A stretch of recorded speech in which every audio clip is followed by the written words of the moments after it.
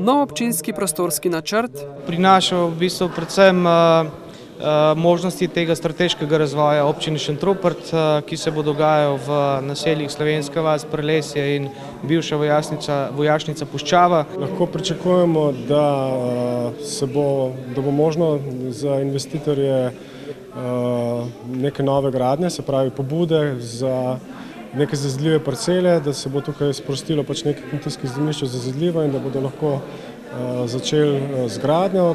Za gospodarski razvoj občine bo pomembna predvsem nekdanja vojašnica Puščava, kjer naj bi bil lesno-predelovalni center. V Prelesju imamo en del tako imenovanih centralnih dejavnosti, kjer je predvidena bencinska pumpa, poleg drugih storitvenih dejavnosti, delno pa med progo in glavno cesto, predvsem razvoj manjše industrije.